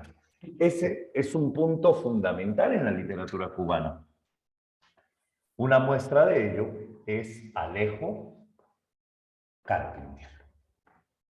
¿Qué sabemos de Alejo Carpentier? Te cuento algunas cosas de Carpentier. Primer punto, Carpentier es un escritor afroamericano. Él mismo tiene ascendencia afroamericana. Alejo Carpentier va a ser un escritor que se conoce popularmente como neobarroco. ¿Por qué? Porque Carpentier va a ser un escritor que tiene una profunda complejidad, hermetismo. Leer a Carpentier no es sencillo, no es sencillo. Carpentier va a tener, sobre todo, la idea de lo real maravilloso. Él va a crear este concepto, él es el iniciador de lo real maravilloso. Y esta teoría de lo real maravilloso nace en el reino de este mundo. ¿Qué es lo que la presa Marcos ha preguntado sobre esto? Ya Carpentier tiene más o menos unos 6 años en el prospecto de San Marcos. Carpentier siempre se ha pedido detalles de la obra, obviamente. El reino de este mundo. ¿Qué sabemos de esto? Primero, este libro, que se divide en 4 capítulos, tiene un prólogo. El prólogo del libro, escrito por el mismo Carpentier, es aquel en donde plantea la teoría de lo real maravilloso. Él dice, por ejemplo, si Kafka hubiera sido americano, la gente no diría que es una metáfora del capitalismo. No faltaría alguien que diga, sí, mi primo también despertó convertido en un insecto. Porque en América Latina lo creemos todo. Lo creemos todo. En cambio, como Kafka es europeo, sabes que es una metáfora de la situación del hombre. Esa es una idea importante que tiene Carpentier, que para que haya un milagro tiene que haber fe, y para que haya fe tiene que haber gente que crea en el milagro. Y en América Latina creemos en los milagros. La fe es lo más lindo de la vida. Eso decías el lunes, ¿cierto? ¿Ya ves? Entonces, por ahí va el asunto. Entonces, en América Latina, lo real maravilloso encaja precisamente por este tema. Otra idea que debemos tener: en el reino de este mundo, todo nació Porque Carpentier va a viajar a Haití. Y entonces Carpentier va a escribir sobre la independencia de Haití. Y cuando Carpentier escribe sobre la independencia de Haití, Carpentier se queda impresionado. ¿Por qué? Porque él dice esto. ¿En qué consiste lo real maravilloso de su novela? Que primero Carpentier recolecta datos precisos, fechas, nombres, cronología, pero a pesar de que Carpentier quiera hacer un libro casi histórico, hay hechos, en este caso, hechos no reales, hechos fantasiosos. Pero la pregunta es, ¿cuál es el problema? Si yo quiero hacer un libro histórico, ¿por qué no me sale un libro histórico? El problema no soy yo, el problema es la historia. El problema es América, que la historia americana es tan fantasiosa, que la historia americana es tan alucinante, que cuando tú quieres hacer un libro de historia te sale una novela. Ese es el problema en América Latina. A nivel político, a nivel histórico, los gobiernos, tú haces un libro de historia y te salió novela, porque América Latina es la tierra de la fantasía. Eso es lo que va a plantear Carpentier, ¿correcto? Ahora, ¿por quién está escrita la historia también? ¿A qué te refieres exactamente? ¿A la historia de América Latina? ¿A esta historia? ¿Es un poquito específica? Es específica y te ayudo con eso. Por ejemplo, acá lo que Carpentier quiere hacer es o sea, como problema. No te entiendo. Explícame lo bonito, por favor, así a veces el chat es un poquito frío para entendernos. Vamos, te voy planteando esta idea, Mira, Carpentier va a recolectar toda la información de la independencia de Haití y va a terminar haciendo algo que parece sobrenatural. Y es aquí que Carpentier se va a dar cuenta sobre todo de lo afroamericano. ¿Qué tiene lo afroamericano? Oye, todo el mundo te habla del indígena, todo el mundo te habla del indigenismo. Pero, ¿y quién habla del africano? Al indígena lo conquistaron, lo invadieron, sí. Y al africano lo secuestraron y lo trajeron acá. Al africano fueron, se lo llevaron, lo trajeron y se crearon mercados. El africano se convirtió en un producto que se vendía. Aquí en Colombia, Cartagena de Indias, estaba el mercado más grande de Sudamérica. Tú ibas y tenías puestos de mercado con ventas de esclavos, de acuerdo al tamaño, de acuerdo al tipo. Eso es lo que habla Carpentier. Y el africano llegó a América con mitos y leyendas. Y estos mitos y leyendas se mezclaron con las americanas. Y el africano trajo la magia vudú, la magia negra. También está presente en la literatura hispanoamericana. Y el africano trajo la licantropía, dice Carpentier. La licantropía le llama a San Marcos al poder de convertirse en animales. El poder de convertirse, de asumir la forma de un animal. Eso le llama a San Marcos licantropía. Y todo esto va a estar de la mano con la independencia de Haití. En esta novela, el esclavo protagonista se llama Tinoel. Tinoel trabaja, es posesión, es propiedad de Lenormand de Messi, el francés dueño de Tinoel, que cuando termina en desgracia hasta lo termina perdiendo. Y Tinoel va a recordar y contemplar el proceso de la independencia de Haití. Toda una línea de tiempo. No está narrado en primera persona, está narrado en un narrador omnisciente, pero el narrador mismo te cuenta cómo Tinoel está recordando. Tinoel recuerda que él de joven conoció a Macandal, porque él y Macandal, los dos se encargaban de domar caballos. Macandal un día, cabalgando un caballo, cayó y el caballo le aplastó el brazo y al final se le terminó gangrenando la mano y se la tuvieron que cortar. Macandal es manco y Macandal un día decidió escapar y cuando escapó nadie lo persiguió ni se preocupó de él porque nadie puede preocuparse por un manco. ¿Qué cosa va a ser un esclavo manco? Dijeron. Y es así simplemente como se quedaron. Pero en este caso, Macandal conoció una anciana bruja sabia y Macandal aprendió el poder de las hierbas. Y Macandal aprendió el poder de la licantropía. Macandal se convertía en insectos, se convertía en aves. Y Macandal llegó a envenenar el agua de los franceses. Y en una semana Macandal mató a muchos franceses. tanto así que los franceses se aterraron. Los franceses comenzaron a hacer rituales para pedir por ellos, y un día Macandal se presentó ante ellos, y en el momento en que Macandal se presentó, un hombre lo agarró por la espalda y lo jaló hacia el fuego. Macandal intentó convertirse en algo, pero cayó en el fuego. Para los franceses, Macandal murió. Pero para los haitianos, Macandal está vivo, porque lo vieron salir de las llamas como un ave en fuego. Otros dicen que era una mariposa. Por eso en Haití hay una mariposa naranja de color encendido que se llama Macandal. Hasta el día de hoy se conoce como Macandal. Y entonces dicen que Macandal está vivo en espíritu, y Macandal está esperando precisamente un sucesor. El sucesor de Macandal sería el jamaiquino Bowman. Bowman no tiene magia, pero Bowman tiene un poder, el poder de convocar a la gente. Y Bowman les anticipó que él sonaría su caracola, y esa sería la señal para matar a los franceses. Y Bowman sopló tan fuerte, pero sopló tan fuerte, que todos comenzaron a replicar el sonido. Y en toda la isla sonaron los caracoles, y en ese momento esa era la señal. Todos comenzaron a atacar a los franceses, mataron a los franceses que tenían más cerca, y es en ese instante en que Bowman iba a lograr su rebelión, iban a lograr la independencia, pero vinieron un grupo de franceses de las islas aledañas y lo capturaron a Bowman y lo terminaron decapitando. Bowman termina siendo decapitado, el segundo intento para lograr la independencia de Haití. El tercer momento va a ser cuando venga Paulina Bonaparte. Y cuando Paulina Bonaparte venía a reclamar la tierra que le pertenecía, antes de que el barco encalle, antes de que llegue en ese momento, no se dice que es hija de Napoleón, solo se dice que es familia. Antes de que ella logre llegar a la costa, muchos comenzaron a morir, entre ellos su esposo. Y es allí que su cocinero le dijo: no, señora, la están atacando desde la isla. Pero ¿cómo van a hacernos daño si ni siquiera llegamos a la isla? Señora, en el momento en que lleguemos a la isla todos estaremos muertos. Y entonces en pleno barco comienzan a hacer un ritual africano para pedir y poder detener las fuerzas que están en Haití, que están impidiendo que llegue el barco. Lo lograron. Paulina se queda tan aterrada que regresa. Y es así como abandona Haití.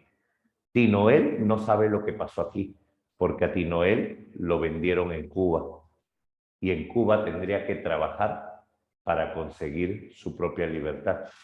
Y en Cuba, Tinoel se escapó. Y Tinoel regresa a Haití, y al llegar a Haití, sorprende de algo. Acaba de entrar en los dominios de un rey. Haití tiene un rey. El rey haitiano se llama Henry Christophe. ¿Quién es Henry Christophe? Henry Christophe es el rey negro, así le llaman, el rey negro. Y Henry Christophe gobierna la tierra. Al inicio todos los haitianos amaban a Henry Christophe, era su rey favorito. Pero luego Henry Christophe es como la política americana. Henry Christophe parecía uno de ellos, pero terminó siendo peor que cualquier francés. Terminó maltratando, humillando, explotando, castigando y asesinando. Y entonces el pueblo se desilusionó con Henry Christophe, hasta que en un momento determinado el pueblo se levantó con tanto ímpetu que hizo que el rey abdique. Y es allí donde por fin se logra la independencia de Haití. La independencia de Haití se logra cuando derrocan al rey Henry Christophe. Pero ya esta última parte Tinoel no quería ni verla. Tinoel le gustaban los gansos, aprendió el poder de la licantropía, y Tinoel se convierte en ganso. Pero luego se dio cuenta que los gansos eran más soberbios que las personas, eran más aristocráticos y marginadores que las personas. En otro momento Tinoel se convirtió en hormiga y era más explotado que otra cosa. En un momento decidió convertirse en jabalí y un tipo lo estaba persiguiendo para castrarlo y cocinarlo. Y entonces Tinoel, convertido en ave, trató de escapar. Vino un enorme tormento, un viento arrasó con muchas cosas y no se volvió a saber de Tinoel. Fin. Esa es la novela El reino de este mundo. Si te das cuenta, pretende ser una cronología de la independencia de Haití, donde te menciona personajes reales, hechos reales, pero termina siendo una novela fantástica. Esto es lo que pide San Marcos. ¿Estamos bien acá? Último punto, con eso terminamos. 11:30, estamos bien. Con eso terminamos. El último punto que tienes que saber es de qué trata la narrativa de Borges. Vamos a ver. Si hablamos nosotros de la narrativa contemporánea argentina, tenemos a Borges como un escritor filosófico complejo que dice cuando uno nace para...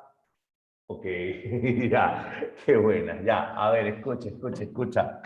Si hablamos nosotros acerca de Jorge Luis Borges, lo primero que tenemos que saber es que Borges es poeta y narrador. Vamos a plantearlo. Mira, hablemos de Borges. ¿Qué hablas? Ya.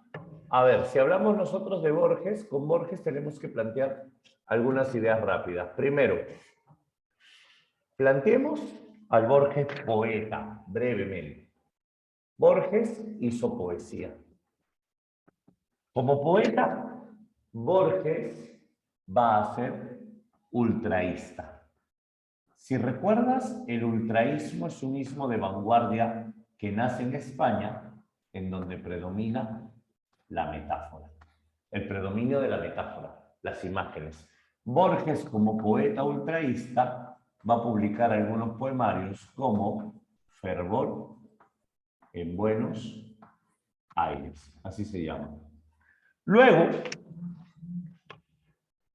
Borges va a ser narrador, y esto es lo que me interesa para el examen de admisión. Mira lo siguiente, si hablamos de Borges, narrador, aquí planteamos algunas cositas. Primero, Borges va a desarrollar el cuento filosófico. Entre los temas favoritos de Borges está el ser, está el tiempo, está la existencia. Si hablamos nosotros acerca de Borges, con Borges vamos a tener la brevedad. Sus cuentos son chiquitos, son concisos. Borges va precisamente a destacar en la precisión semántica. Lo semántico es fundamental. ¿Por qué? Borges tiene la palabra precisa, no le pone mucha palabra. Borges era fanático de no usar muchas palabras. Por ejemplo, cuando en el año de 1982 Gabriel García Márquez ganó el premio Nobel con 100 años de soledad, que es la novela más destacada, Jorge Luis Borges dijo, me alegra que García Márquez gane ese premio. 100 años de soledad es una buena novela, aunque yo lo hubiera dejado en 50 nomás. Ya los otros 50 no eran necesarios. O sea, para Borges como que muy bonito, sí, pero como que muy largo, lo hubieras hecho más corta nomás. Borges prefiere los cuentos breves. Esa es la idea, pues, brevedad, concisión. Otro detalle, la próxima semana hablaremos de 100 años de soledad. Si hablamos nosotros acá de Borges narrador, con Borges narrador vamos a tener símbolos. ¿Cuáles son los símbolos presentes en los cuentos de Borges? Esto te pregunta la pre. Borges te va a hablar, por ejemplo, de espejos.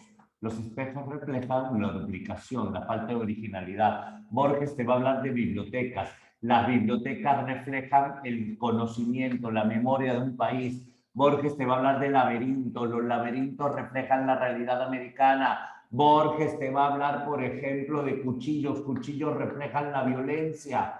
Y Borges te va a hablar de libros inexistentes. Estos son los símbolos presentes en los libros de Jorge Luis Borges. Siempre menciona estos símbolos. Ahora, dime qué cosa no entiendes. Estoy planteando puntito por puntito. Dime qué no entiendes. A ver, cuéntame. Te lo planteo de nuevo. Borges como poeta, ya. Es que esto solo lo menciono como contexto. Borges como poeta es ultraísta. El ultraísmo es el predominio de metáforas, solo metáforas, imágenes. Y su libro es Fervor en Buenos Aires. Nada más. Cierra poesía. El tema que te viene en San Marcos es narrativa. ¿Y a qué narrativa sí estoy explicando todavía recién? Primero que Borges tiene un cuento filosófico. ¿Ya está? El cuento filosófico significa que habla sobre el ser, el tiempo y la existencia. Punto 1. Punto 2. Borges es breve. ¿Qué significa esto? Que tiene precisión semántica. Borges busca la palabra precisa. ¿Listo? Claro, es que, a ver, dime, cuando yo digo palabra precisa, ¿qué significa? Que yo no tengo que usar muchas palabras para llegar a una sola idea. Significa que yo tengo que usar una palabra que expresa lo mismo. ¿Te das cuenta? Cuando digo semántica, me refiero a eso. A ver, voy a ponerle precisión semántica. Es lo mismo. Es decir, significa que yo no necesito muchas palabras para expresar un significado, ¿cierto? Eso es lo que hace Borges, brevísimo. Por eso es que a veces es difícil de entenderlo, porque no te plantea mucha situación. Y Borges te va a hablar de espejos, te va a hablar de bibliotecas, laberintos, cuchillos y libros que no existen, libros inexistentes. Otro, Borges, y esto lo pregunta el examen de admisión, tiene un afán libresco. ¿Qué significa un afán libresco? Borges, también le llaman carácter libresco. Borges va a ser literatura basada en literatura. Borges va a ser libros que hablen sobre libros. Me refiero a que estos son símbolos de Borges, Paula. Espejos, por ejemplo. ¿Qué cosa es un espejo? Duplicación, imitación. ¿Qué cosa es una biblioteca? Conocimiento. ¿Qué cosa es un laberinto? La realidad compleja, sin salida. ¿Qué es un cuchillo? Violencia. Y los libros inexistentes son eso, libros que no existen. Siempre habla de libros que no existen. Ahora, Borges, toda su literatura está basada en literatura. Todos sus libros hablan sobre libros. Eso se llama afán libresco. Otro, a Borges le cuesta creer que hay una fuerza superior que haya creado todo o que organice todo. Escepticismo. Para Borges, el mundo se rige por el azar. Para Borges, el mundo se rige por el caos, la dinámica del caos. Eso es lo que plantea Borges. No cree, o sea, no hay una fuerza superior. El mundo tiene un orden dentro del caos o el azar. Acá incluso Borges te habla de la teoría de las probabilidades, ¿no? Lo que podríamos decir las múltiples realidades. Borges dice, estamos ahora en una realidad donde tú y yo nos estamos mirando, pero en otra realidad tú y yo nunca nos conocimos. Claro, lo que se conoce hoy en día como multiverso, en otra realidad tú me mataste y en la otra yo ya estaba muerto desde que nací. Eso es lo que plantea Borges, la dinámica del caos. Acá nosotros vamos a tener también un enigma filosófico. En todos los cuentos de Borges hay un enigma. El enigma filosófico es la interrogante, la duda. Y este enigma filosófico, ¿qué cosa provoca? Investigación. Y cuando tú investigas, esto San Marcos le llama lo detectivesco en Borges. O también se le llama lo policial. Es decir, los cuentos de Borges se basan en la investigación. Eso es importante. Sí, azar y caos, azar y caos. Ahora, entonces, estas son las principales características de la literatura de Borges. Esto es lo que más preguntan. Te ponen un fragmento y estas son las claves posibles. Si hablamos nosotros de Borges, tiene dos libros importantes que son sencillos. Hay que ser sinceros, San Marcos no te pide que sepas ningún cuento de Borges. Lo que San Marcos te pide es que en el fragmento de Borges que te va a colocar, tú entiendas qué característica está presente. Eso pide San Marcos, ¿correcto? Si hablamos nosotros, por ejemplo, de ficciones, ficciones se dividen en dos partes. El jardín de los senderos que se bifurcan, precisamente ese es un cuento de Borges, el jardín de los senderos que se bifurcan, y artificios, segunda parte. En ficciones vamos a tener, por ejemplo, cuentos como El milagro secreto. El milagro secreto es la historia de Jaromir Hladik. Jaromir Hladik va a ser un judío en una época nazi. Ah, por eso decimos que Borges, ¿qué es? Es un narrador fantástico. ¿Por qué es fantástico? Porque en los textos de Borges no vamos a tener mucha influencia americana. ¿Te das cuenta? En los textos de Borges lo que vamos a tener es presencia de elementos ajenos a América. Entonces, imagínate, Jaromir Hladik va a ser un escritor judío en una Europa nazi, que va a ser condenado a muerte. Y como Jaromír Hladić va a ser condenado a muerte, él se pone a imaginar todos los tipos de muerte posibles. Una muerte ahogado, muerte quemado, etc. Y cuando le faltaba un día para su ejecución, le dicen que él va a morir, un ratito, ahí está, él va a morir precisamente fusilado. Jaromír ya había aceptado que iba a morir fusilado, pero sucedió un detalle. Él en ese momento se acordó que tenía un libro que nunca había terminado y entonces quiso acabarlo y comenzó a rezarle a Dios. Dios, dame tiempo. Dios, quiero acabar mi libro. Le pedía tiempo a Dios. Y cuando Jaromír Hladić le pedía tiempo a Dios, se quedó dormido.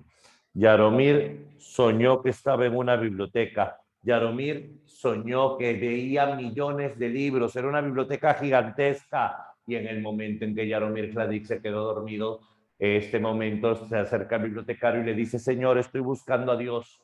Y le dice: Dios está en uno de los libros, en uno de los anaqueles, Dios está en uno de los estantes, Dios está en una letra. Mi familia y yo llevamos buscándolo hace tiempo y no lo encontramos. Jaromír se deprimió. Un hombre devuelve un libro y dice: este atlas no sirve. Jaromír lo sintió como una señal, cogió el libro, lo abrió, vio una letra O y en su mente sintió milagro concedido. Jaromír despertó, lo despertaron, lo estaban llevando para fusilar, no recordaba nada del sueño. Jaromír se paró ante los ejecutores: preparen, apunten. Jaromír se fijó en un ave que volaba sobre ellos. Una gota de sudor estaba a punto de caer de su frente cuando escucha fuego y por inercia ante los disparos Jaromír se contrae. Pasan unos segundos y Jaromír sigue de pie. Jaromír levanta la mirada y en el momento en que levanta la mirada ve que las balas están congeladas delante de él. Arriba de los soldados el ave no se mueve y por más que Jaromír se movía, la gota de sudor no caía. En ese momento Jaromír no entendía lo que pasaba, así que se echó a dormir. Cuando despertó lo había recordado Dios, él le había pedido tiempo a Dios para acabar su libro y Dios le estaba regalando tiempo. Jaromír sabía que no podía llegar hasta casa para ver el libro avanzado, así que Jaromír comenzó a recordar todo lo que había escrito en un drama llamado Los enemigos, en 3 actos. Jaromír comenzó a escribir todo en su cabeza. Primer acto, Jaromír comenzó a recordar las escenas, comenzó a avanzar, corrigió todo, cambió todo, genial. El primer acto era espectacular. Segundo acto, Jaromír comenzó a imaginar el segundo acto. Era lo mejor que había escrito en su vida. Y cuando Jaromír entró al tercer acto, se da cuenta de que cuando termine todo, las balas seguirán su curso. Él puede hacer que el tercer acto sea infinito, pero sería hacer trampa. Y si Dios te regala tiempo, ¿por qué vas a traicionarlo de esa manera? Jaromír llegó al tercer acto y cuando estaba en la parte final de la obra, Jaromír se paró frente a las balas, se colocó en la misma posición retraída y solo dijo, y el personaje al salir tiró la puerta. Fin. La gota de sudor cayó al suelo. El ave siguió volando y las balas siguieron su curso. Jaromír Hladić murió una mañana de agosto dejando pocas obras con las cuales se les pueda recordar. Ese es el milagro secreto. Pregunto, ¿alguien alguna vez leerá el libro de Jaromír Hladić? No. ¿Por qué? Porque lo escribió en su cabeza. ¿Y de qué sirve escribir una obra que nadie va a leer? Depende. ¿Tú escribes para que te lean o escribes por la satisfacción de haber escrito? Eso es lo que plantea Borges acá. Acá tienes, por ejemplo, Funes el Memorioso. Le cae un azulejo en la cabeza, queda cuadrapléjico, pero Funes comienza a desarrollar memoria fotográfica. O acá tienes, por ejemplo, tenemos El Jardín de los Senderos que se bifurcan, donde te dice, mi abuelo siempre decía que hay que plantar un árbol, hay que construir un laberinto y hay que escribir un libro. Y al final descubre que el laberinto, el árbol y el libro son uno solo, la novela Laberinto, que tiene muchas ramificaciones donde el autor entra y sale y habla de las múltiples realidades. Este cuento es donde te dice de las múltiples situaciones, las múltiples realidades, por ejemplo. Estos son algunos cuentos de ficciones. O en el Aleph, La Casa de Asterión.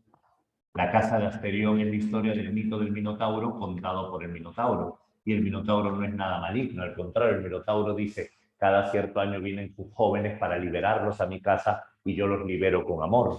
Acá, por ejemplo, Borges te va a hablar de los dos reyes y los dos laberintos, mientras que el rey de Babilonia tenía su laberinto construido por él, el rey de Arabia secuestra al rey de Babilonia y lo abandona en el desierto y le dice, este es mi laberinto, buena suerte, y se marcha. Gloria a Alá, ¿cierto? El laberinto del hombre versus el laberinto de Dios. Esos son algunos cuentos de Borges. Y con esto te tiene que salir toda la separata. Vamos a intentarlo, ¿te parece? ¿Esta es la ley? Sí, ¿no? A ver. Esto hasta... Son 4 horas. Allá, hasta acá. Ya está. A ver, vamos, sígueme. Uno, dice, el boom hispanoamericano tiene sus antecedentes en el vanguardismo y sus antecedentes americanos en la narrativa de consolidación. Ya, al final la pregunta no es de boom, date cuenta, con Borges y Carpentier. Ya, Borges hizo una literatura muy singular, cuentos fantásticos, bla, bla, bla, bla, bla, bla, bla, bla, bla. Ah, ya, traducción. ¿Cuáles son símbolos de Borges? Esa es la pregunta uno. ¿Cuáles son símbolos de Borges? Espejos, laberintos, bibliotecas. 1, 3 y 4. Oh, no hay clave. Ya. A ver, el infinito, ya, te lo planteo de una manera. Vamos a considerar el infinito correcto, pero con una condición. El infinito no es un símbolo de Borges. El espejo representa al infinito. Es decir, el espejo simboliza el infinito. Solo por eso podríamos considerarla correcta, porque los símbolos son espejos, laberintos, bibliotecas, cuchillos y libros inexistentes. Y algunos a veces hasta te dicen tigres, pero eso es solo un cuento de Borges. Entonces acá la única clave posible es marcar la D, pero con la salvedad de que 1 y 2 simbolizan lo mismo. Infinito es el significado de espejo. ¿Listo? Vete a la pregunta 2, que en realidad es la pregunta 3, porque la pregunta 2 es el texto y la pregunta 3 es la pregunta. ¿Lo viste? ¿Tienes el material? Ya te quedaste mudo, te quedas mudo para las preguntas. Vamos. A ver, ¿qué símbolo refiere Borges acá? Es un elemento que convoca al infinito, ya salió la clave, ya que permite la repetición. ¿Qué cosa duplica? ¿Qué cosa refleja? Espejos, dime la clave. Casa. Perfecto. 2, 3, casa. La 4, en el texto sobre la obra de Borges, hay un comentario acerca de, a ver, son unánimes los críticos, comentaristas y lectores de Borges resaltan la búsqueda de excelencia como una de las pautas más constantes de su obra. Hallazgo y dominio de una forma que con asombrosa perfección se ajusta a las ideas que expone hasta hacerse inseparable de ellas. Ya, te está diciendo que la forma y su tema son inseparables. Te está diciendo que su forma es maravillosa y sus temas también. Es como un organismo que en voz y visión son indistinguibles. O sea, Borges destaca en fondo y forma. Coinciden casi todos en considerar que Borges es el más prodigioso accidente que le haya ocurrido al idioma español en mucho tiempo, acaso desde el siglo de oro. Ya, por su forma de hablar. Entonces, a ver, no puede ser la C porque estás hablando de fondo y forma, y la C dice poemas, y estamos hablando específicamente de los textos de Borges de manera general, especialmente sus cuentos. Entonces, no puede ser la C. La D habla de universo, no tiene nada que ver. Entonces, la O, la B. Claro, la A, la precisión del lenguaje, y el universo fantástico. La A, excelente. Pregunta 5. ¿A qué se refiere el... ¿a qué cuento se refiere? Vamos a ver. Imago Mundi es una expresión que cabe para designar el universo creado por Borges, pero no es sino el reflejo del universo existente. No es una imitación del mismo, sino un universo deseado por el autor donde existen las cosas como si fuera un universo real, pero desde otra dimensión. Uno de los cuentos de Borges, el libro Ficciones, narra la impresión del personaje que cree escribir el Quijote. Ya, esta pregunta es curiosa, es de memoria. Para empezar, ¿cómo se llama, Salud? ¿Cómo se llama el cuento de Borges donde habla del Quijote? El título, te lo pongo por acá, han cortado el título en la clave para que no la marques rápido. El título es Pierre Menat, autor del Quijote. Así se llama el cuento.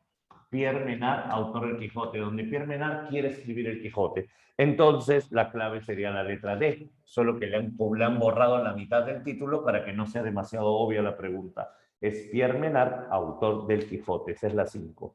¿Listo? A ver, siguiente, el fragmento de la biblioteca de Babel.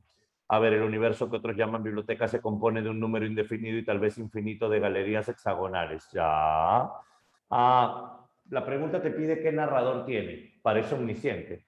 Desde cualquier hexágono se ven los pisos inferiores y superiores. En el zaguán hay un espejo que fielmente duplica las apariencias, los hombres suelen inferir de ese espejo que la biblioteca no es infinita. Yo prefiero soñar. Yo, narrador protagonista.